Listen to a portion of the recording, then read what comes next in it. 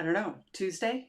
It's Tuesday, and we are going to talk about talking yourself into opportunity instead of talking yourself out. And I'm so excited to see you here today. Thanks for being here for the lockdown lift up. As you can see, Winston has found his perch. He knows where to go now when I say it's time to go live. He just up, and this is it. So we're adjusting to the new office. Everything's going great. Really excited and happy for another lift up. Our lockdown's going to close in a couple days. Actually, I think tomorrow Ontario is officially off of lockdown, but we're not free yet. So we have to hold off for that. But it is a phased opening. So we'll be just fine because we have made it this far. We can keep going. And that's what the lockdown lift up's all about. So talking yourself in, not talking yourself out. Well, let's talk a little bit about this. And it really was something that I crafted for myself. It was a mantra that I made years ago when I was very young. Now, it's so easy for us to get into our own head, right? And just to, talk ourselves out. That little internal messenger of bullshit that we've talked about. Hello, Greg. It's great to, yes, I love sharing my afternoon with you and our other peeps. It's our little tribe of people who show up at 3:15 for the lift up. That's awesome. All right. So I remember in my early days of building confidence, which I did not have any of, I would get an opportunity and then I would talk myself out of why I'd even want to do it or how I could possibly do it.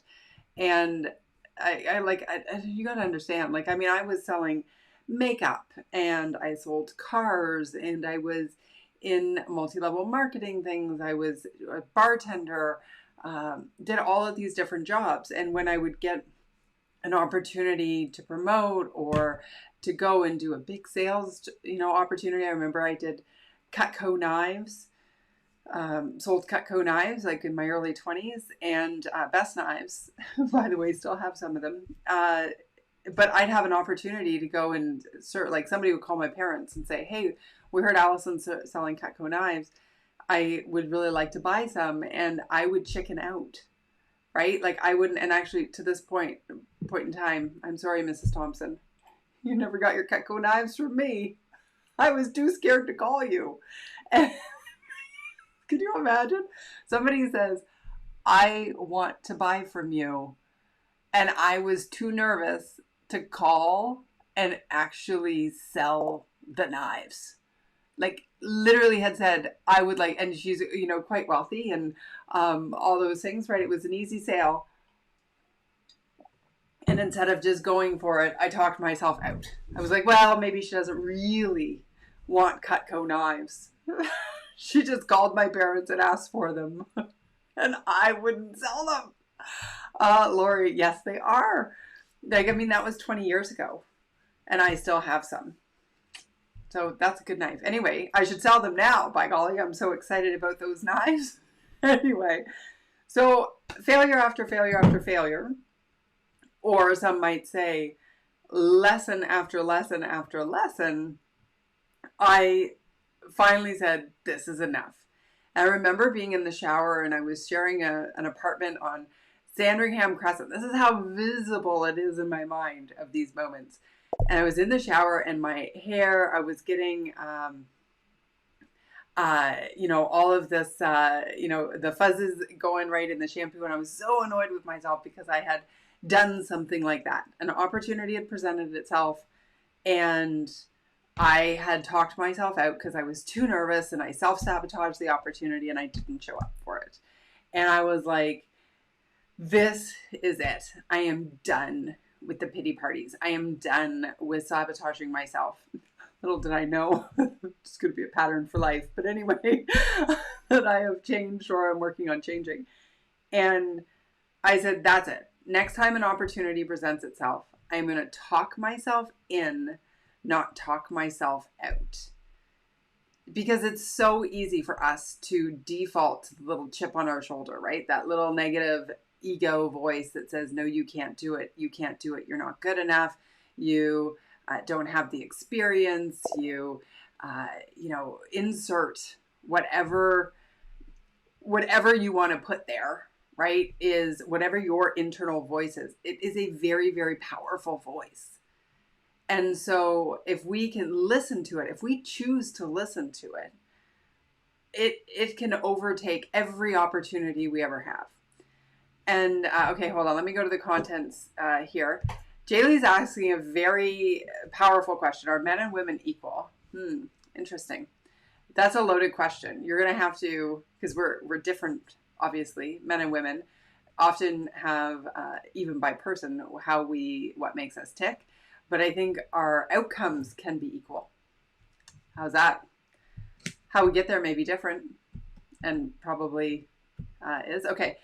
It's amazing that you still remember the prospect's name. Oh, I do. And you know why I still remember the prospect's names? Because for years, my mom and dad were like, did you ever follow up with Mrs. Thompson, who wanted her Cutco knives, and would remind me how following up is so critical. That's why I'm like obsessed with follow up now, because I know if you don't follow up, they aren't going to beg you to sell to them. Hold on, I'll see here what it said.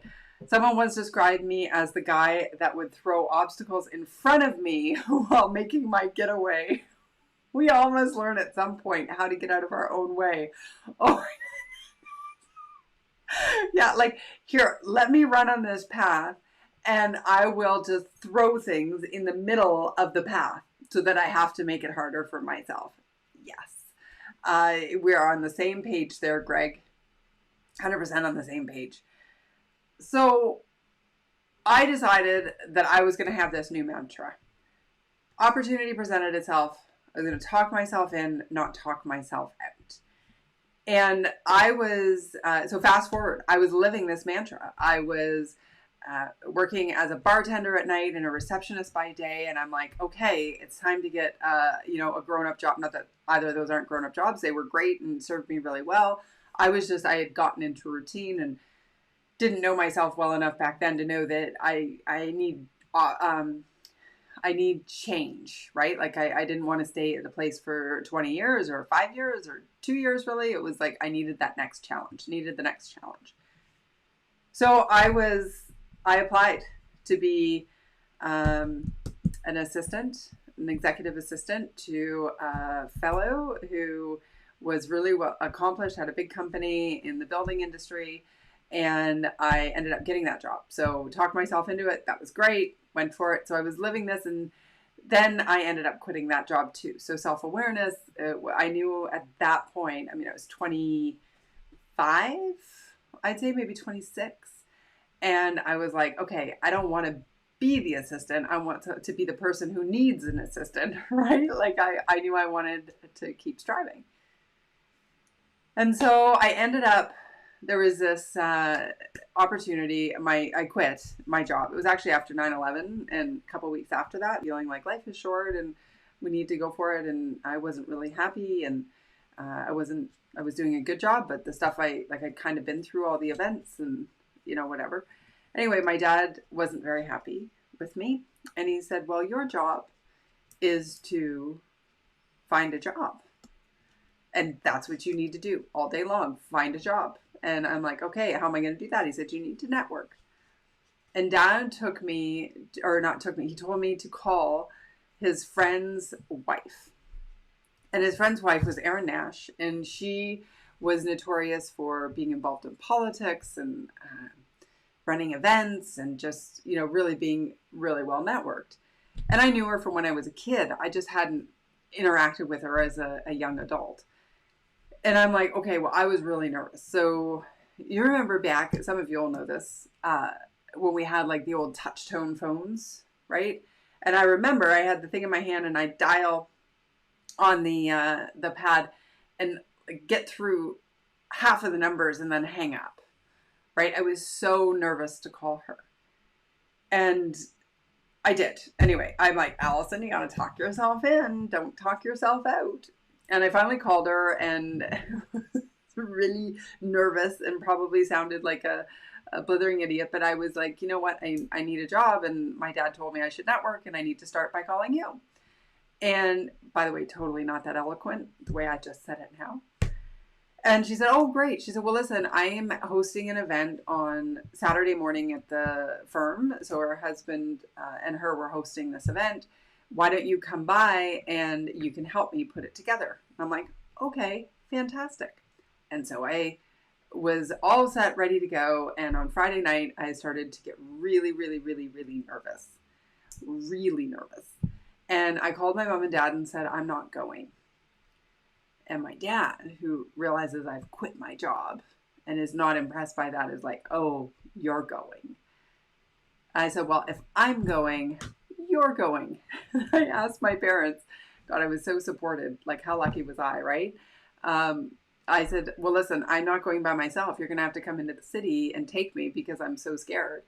And so they did. They drove into town. And I was there and I was helping out Aaron and everything. So anyway, I'm sharing all the story. Next thing you know, I ended up getting this job doing fundraising for the Salvation Army, which was awesome because I loved working for it, and I had the most incredible boss.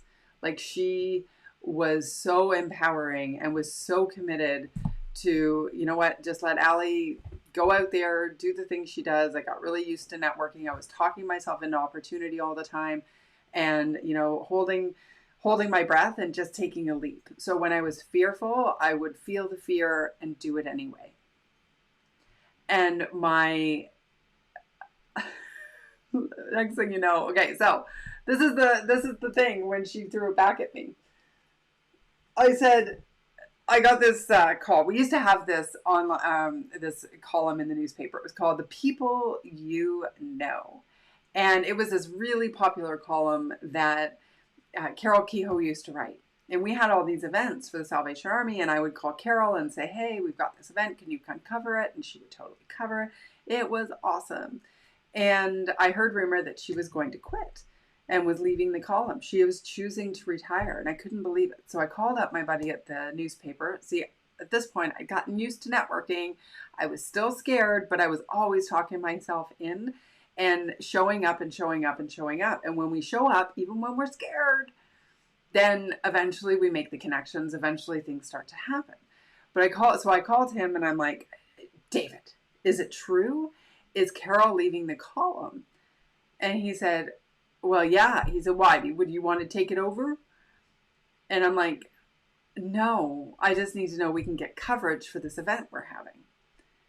I believe the event was called the Brown Bag Lunch Extravaganza. It was awesome. I digress. Anyway, he said, don't worry, we can get you covered. We'll be good. And I hung up the phone. So I went in and talked to my boss. I said, look, he said we can still get coverage. Carol is leaving the column. He thought that I was calling because I wanted the column.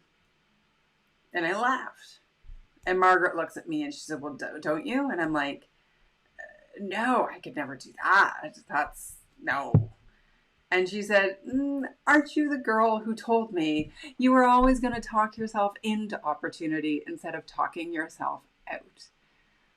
And I'm like, oh, touche. Did you just throw my own words back at me?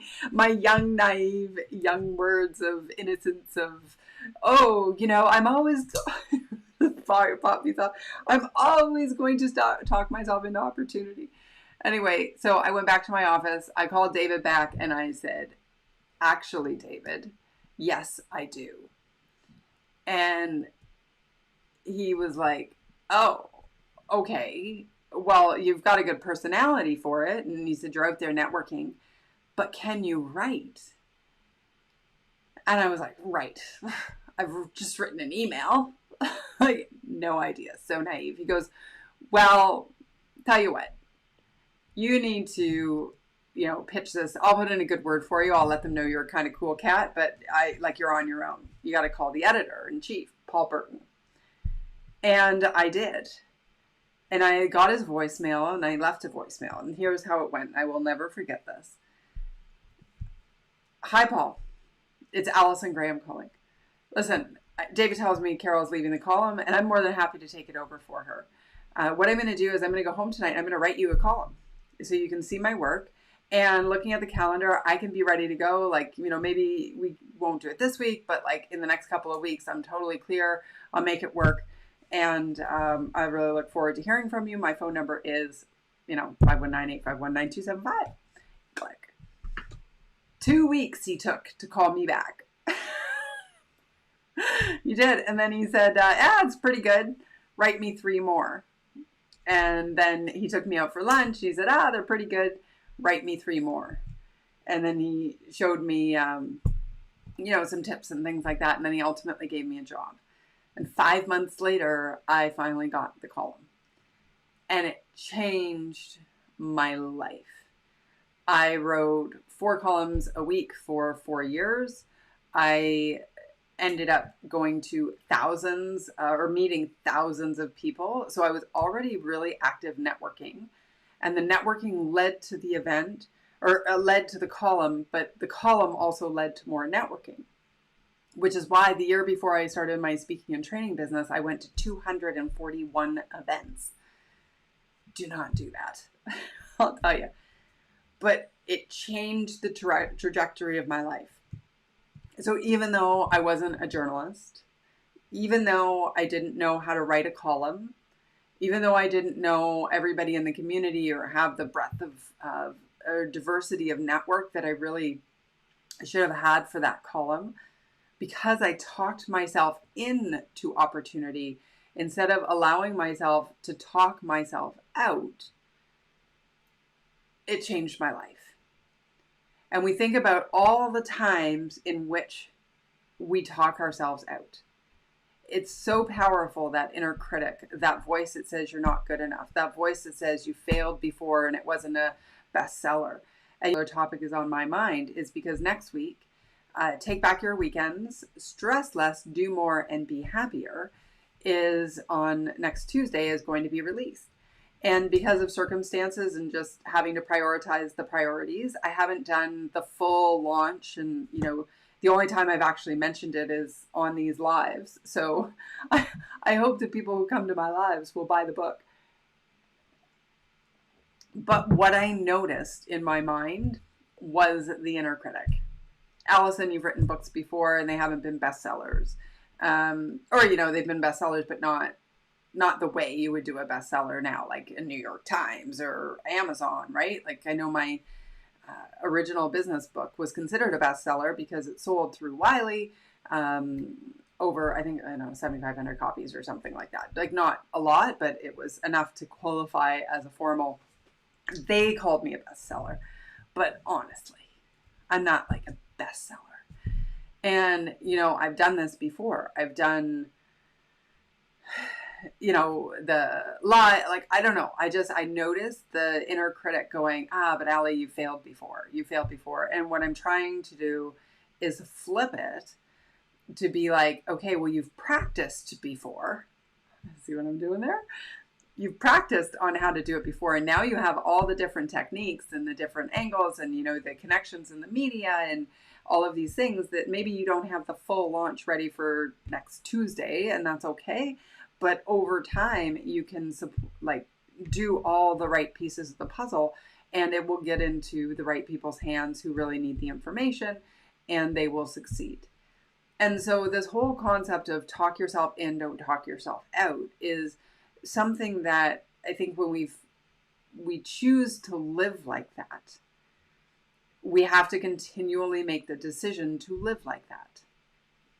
It's not a one and done. It's like resilience. Every day we've got to choose. Am I going to be resilient today, or am I going to let whatever the challenges are that are going around me to define how I'm going to show up? Right? It's every day making that decision. And so I'm going to choose to talk myself into opportunity and not talk myself out. I'm back on the thing that the mantra that when I was in my 20s, late 20s, early 30s, was what guided me. And so often we'll have something that will guide us to success, and then we kind of get into our little rhythms and we just kind of go about our lives. And, it's been a decade and a half later, and I haven't been using that mantra as much the last, call it decade. And so now here I am standing before you or sitting before you and saying, you know what? I'm going back. I'm going to talk myself into opportunity instead of talking myself out. And I hope whatever you are talking yourself out of, whatever that big dream is that you have, whether it's that next job or the promotion or the book or the phone call to somebody, whatever it is, they say you will regret the shots you won't regret the shots you take, you'll regret the shots you don't. The things you don't do. Like at the end of our lives, what if we never step up? What if those what if those things that are just sitting there, you have that dream for a reason. What are the next steps that you need to take to make it happen? Blue magic. He's a procrastinator. Talk myself out of it all the time. Well, you know what? I get it. And so I'm going to challenge you. I'm going to challenge you to say, okay, what am I talking myself out of? And if I were to take the first step, what would the first step be? And in actual fact, it's a good idea to break down those bigger things that we want to choose and put it into smaller tasks. So what is the 10-minute thing I can do that isn't the huge elephant, but is that one piece of the elephant that I can do 10 minutes worth? And it'll move me just that much closer to the goal. And then what's the next 10-minute thing I can do? And what's the next 10-minute thing I can do? Right? So how can you plot a path that if you just did 10 or 15 minutes per day and jumped in and went, oh my God, I'm so scared, but I'm going to do it anyway.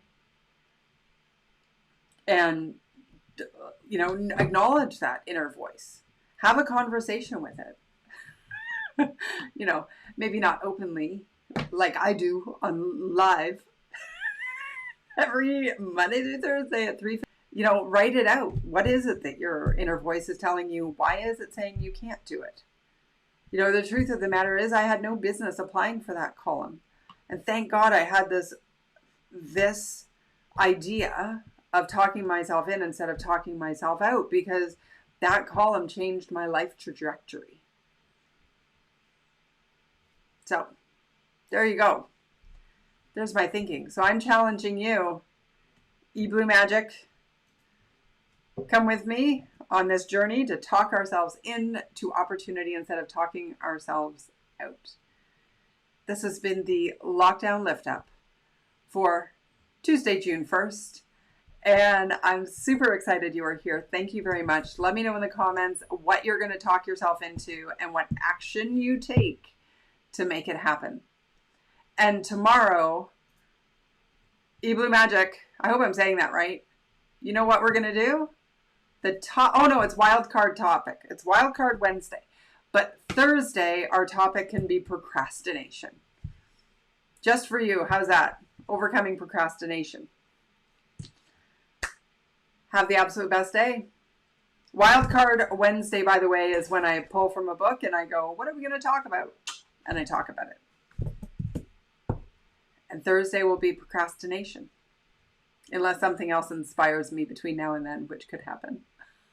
All right. Talking ourselves in. And as we keep going on this journey of lockdown lift-ups, which are going to be followed by the potentially called lakeside lift-ups, I am going to keep you posted on how I'm talking myself in. Sound like a plan? I'll hold you accountable. You hold me accountable. All right. Bye for now.